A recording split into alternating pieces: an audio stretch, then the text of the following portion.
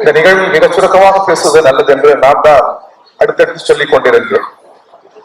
அந்த வகையில் மிகச் சுருக்கமாக உங்கள் முன்னால் சில கருத்துக்களை முன்மொழிந்து விடைபெற விரும்புகிறேன். தொடரிலே எந்த ஒரு திரைப்படமும் ஒரு கூட்டு முயற்சியின் குறியீடுதான். விரைவில் அது வெற்றி அடைகிற பொழுது அதனுடைய கதாநாயகி கதாநாயகர்களை கொண்டாடுவார், இயக்குநர்களை அல்லது தயாரிப்பாளர்களை கொண்டாடுவார். முகம் தெரியாத பலர் இருப்பார்கள். அங்கே முகம் தெரியாத பலரின் கூட்டு உழைப்பதால் திரைப்படங்களுடைய வெற்றி உருவாகும்.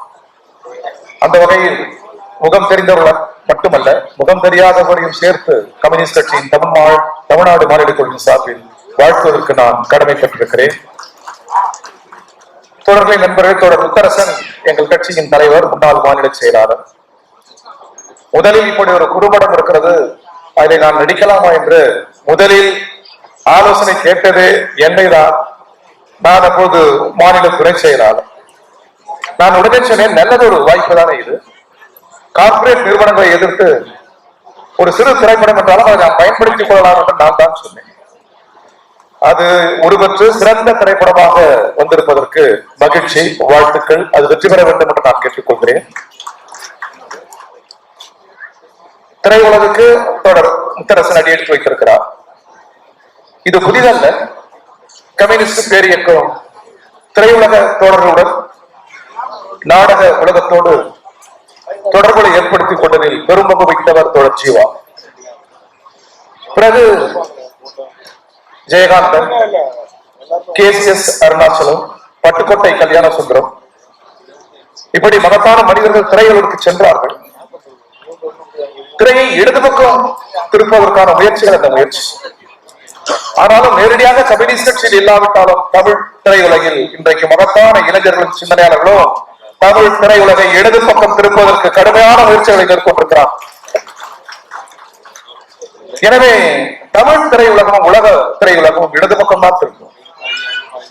ஒரு சின்ன மனிதர், சாதாரண உருவம் குறித்த சாதாரண மனிதர் சாப்ளின் அமெரிக்க ஏகாதிபத்தியத்தை எதிர்த்து, பிரிட்டிஷ் ஏகாதிபத்தியத்தை எதிர்த்து தனது திரைப்படங்களில் மகத்தான கருத்துக்களை துணிச்சலாக சொன்ன சார்லி சாப்ளின் இன்றைக்கும் கம்யூனிஸ்ட் என்றே அறியப்படுகிறார் என்பதை வரலாறு கடந்து சென்று விட முடியாது. நான் முடிக்கிறேன். தொடர் முத்தரசனை கம்யூனிஸ்ட் பேரியக்கம் தமிழ் திரையுலகுக்கு தந்திருக்கிறது.